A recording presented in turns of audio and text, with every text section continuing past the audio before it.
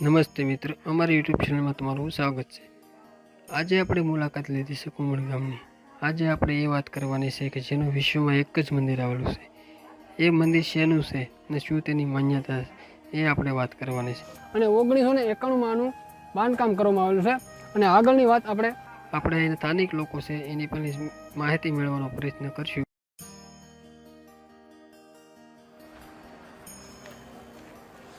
આ આપણે મંદિરની અંદર આવ્યા છીએ. અહીંના સ્થાનિક લોકો છે. તમારું નામ શું છે? મારું નામ ભૂપતભાઈ બારોટ. ભૂપતભાઈ બારોટ નામ છે. અને આ મંદિર વિશે એની પાસેથી આપણે થોડીક માહિતી મેળવીશું અને આપણે અંદર જઈ અને પેલા માતાજીના દર્શન કરીશું.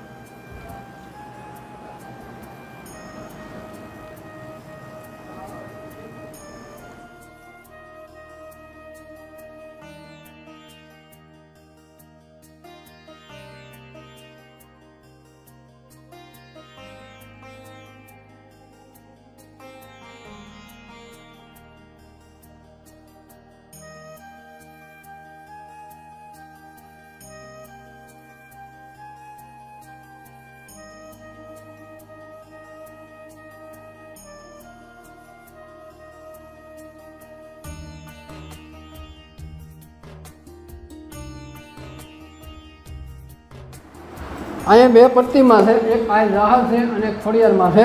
હવે એમાં કી ખોડિયારમાં છે અને કી આ જાહલની પ્રતિમા છે. પેલું જે સ્થાનક છે એમાં જાહલનું છે. પછી બીજું સ્થાપિત માં ખોડિયાર છે. બરોબર. પેલું છે આ હા, પેલું જાહલમાં. આ જાહલનું પ્રતિમા છે અને ખોડિયારની પ્રતિમાની છે.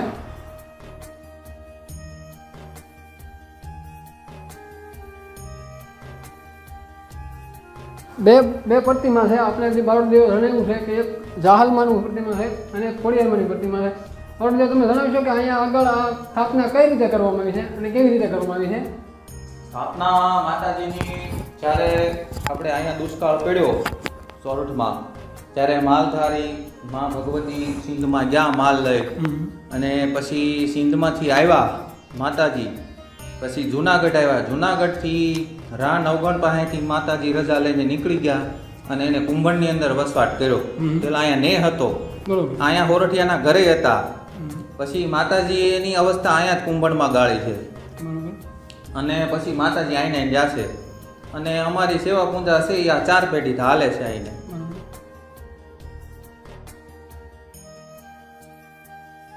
એટલે આમાં પૂજા પાઠ તમે જ કરો અહીંયા? હા, અમે જ કરીએ 4 પેઢી. 4 પેઢીથી. બરોબર છે. આ મંદિરનું બાંધકામ કોને કરેલું ખ્યાલ તમને? હા, મંદિરનું બાંધકામ જ્યારે શરૂઆતની અંદર જે માતાજી બેઠા છે એ ખાલી ઓટલો જ હતો પહેલા. બરોબર. પછી જ્યારે નેહડાવાળા ભગવાન હતા મોબ અહીંયા કુંભણ મહેમાન થયા, એની ઘેરે દીકરો નહોતો. પછી એણે જેઠસલ બાપુ મારા દાદાના બાપુને વાત કરી કે બાપુ મારી ઘેરે દીકરો નથી, તો કે અહીંયા હાલ આપણે કુંભણની અંદર જાહલમાનું સ્થાનક છે, આપણે દર્શન કરવા જઈએ. તને તારી શહેર માટીની કોઈ પૂરી દેખાઈ ગઈ. પછી આવ્યા દર્શન કરવાને કીધું કે આવતા વર્ષે જો મારી ઘેરે દીકરાનો જન્મ થશે તો હું માતાજી તમારો ઓરડો બંધાવી.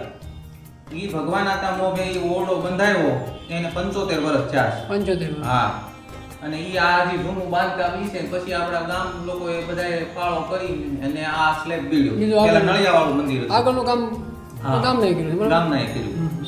અને આ તેદુના અમને ચાવી દેતા ગયા. તેદુની અમારી સેવા પૂજા. એટલે અહીંયા કોઈ મહારાજ કે સાધુ કોઈ નહીં. તેદુની સેવા પૂજા અમારે ચાલી. બારોટ જ. બરોબર છે. હા. અને આગળ બીજો કઈ ઇતિહાસ કરો આનો? બીજો ઇતિહાસ તો ભાઈ આપણને બરોબર. એટલે આની માતાજીની માનતા એ શું કરવામાં આવે છે? માતાજીની માનતા લાપસી અને શ્રીફળ. બરોબર છે. જ્યારે આપણે વાવણી થાય ત્યારે આખું ગામ માતાજીની પહેલી લાપસી કરે, પછી વાવવા જાય. બરોબર. અને બેનું દીકરીને કોઈ દીકરીના લગ્ન થતા હોય તો પહેલા અહીંયા આવે ને પછી એને સાસરે વળાવે. બરોબર. આ તમારા ગામનો નિયમ જ છે? હા, અમારા ગામનો નિયમ જ છે. બરોબર.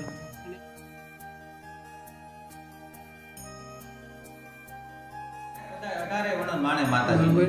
હા. આ જાહલ અને આ ખોડિયારનો પ્રતિમા છે. આપણે એના દર્શન કર્યા છે અને આપણે માણસોને જણાવવાનો પ્રયત્ન કર્યો છે કે અહીંયા અમારા ગામમાં આવેલું છે.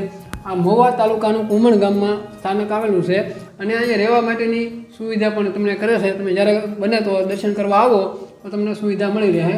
કેમ કે આ બારોટદેવ છે એ તમને બધું અહીંયા તમને હેન્ડલિંગ કરી દે. તમને કે કાંઈ વસ્તુની જરૂર પડશે તો તમને લાવી દેવામાં આવશે. આપણે થોડાક નજીકથી પણ દર્શન માતાજીના કરશું.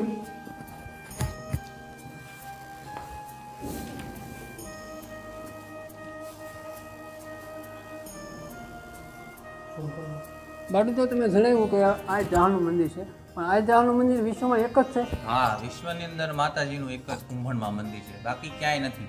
હાલીદર બોલીદરનું દર્શન કરવા ગયો માતાજીના માવતરના ગામમાં, ત્યાં એના ભાઈનું મંદિર છે, એની બા બાપુજીની ખાંભી છે, પણ માતાજીની નહીં. માતાજીનું મંદિર ક્યાં આવેલું? માતાજીનું મંદિર ક્યાંય નહીં કુંભણ સિવાય. માતાજી સિંધમાં ગયા હતા, પણ ત્યાં એનો જાહાલનો વિવડો જ બોલે છે, ક્યાંય માનું મંદિર નથી. આપણે તો માતાજીનું જન્મભૂમિ કે જન્મભૂમિ હાલીદર બોલીદર. હાલીદર બોલીદર, બરોબર છે. માતાજી અહીંયા રોકાયેલા હતા કે માતાજી અહીંયા? માતાજી અહીંયા એની અવસ્થા જ ગાળેલી છે કુંભણની અંદર. હા, એટલે અહીંયા શું કારણે આવ્યો તમને ખબર કઈ? શું કારણે આવેલા માતાજી અહીંયા? માતાજી જ્યારે ચીનમાંથી આવ્યા પછી અહીંયા કુંભણમાં વસવાટ કર્યો, પછી માતાજીને એને જ્યારે રા નવગણે એને આ 10 કે 12 ગામ કાપડામાં આપેલા. બરોબર, માતાજીને આપેલા હતા જાહલમાને. જાહાલમાને ક ઉપરથી નામના. બરોબર, એટલે તો આજુબાજુના બધા ગામડા છે ને હા, માતાજીને આપેલા છે 5, 10, 12 ગામ કાપડામાં. એ પછી માતાજી એની અવસ્થા અહીંયા જ ગાળેલી છે, પછી માતાજી ક્યાંય ગયા જ નથી. બરોબર. આ માતાજીની સ્થાપના છે કે અહીંયા માતાજીની આપણે કહેવાય શું કહેવાય સમાધિ સ્થાન. સમાધિ સ્થાન છે કે સ્થાપના છે? માતાજીની સ્થાપના નથી, એનું સમાધિ સ્થાન જ છે. બરોબર. આ ઘણા લોકો કહે છે જાહલમાનું મંદિર. જાહલમાનું મંદિર તો કુંભણ ગામમાં આવેલું છે, ઘણાને હું પણ જાણ કરું. આપણને મને ખ્યાલ નહોતો કંઈ સમાધિ સ્થાન છે. મને એમ હતું કે માતાજી એને નિહિરા હતા એટલે અહીંયા ખાલી બેને બેઠા હતા. ના ના ના ના, માતાજીનું સમાધિ સ્થાન જ કુંભણ, બરોબર. બીજે ક્યાંય નહીં. આપણે વાળુદેવે જણાવ્યું છે કે આ માતાજીનું સમાધિ સ્થાન છે, કેમ કે બીજું વિશ્વમાં મંદિર છે જ નહીં, અને એના જન્મભૂમિ છે પણ ત્યાં પણ નથી. ત્યાં પણ એની સુરભીની એની પૂજા કરવામાં આવે છે. બીજું કંઈ આપણે માતાજીના અંદરની દર્શન કર્યા, થોડાક બહારનું પણ દ્રશ્ય આપણે જોઈશું. આ માતાજીનું મંદિર આવેલું છે, આ ખોડિયાર, આ જાહલ, અને તમે આ બધું જોશો થોડીક તમને રહેવા માટેની સુવિધા પણ આપવામાં આવી છે. રસોડું છે, જમવાનું રસોડું બનાવેલું છે. તમારે માતાજી લાપસી કરવી તો લાપસી પણ થઈ શકે છે, અને તમારે જે પણ વસ્તુની જરૂરિયાત હોય એ એના ભૂપતભાઈ બારોટ છે એની પાસેથી તમને હરેક વસ્તુ મળી રહે, કેમ કે ચાવી એની પાસે હોય છે એટલે એ તમને મળી રહે.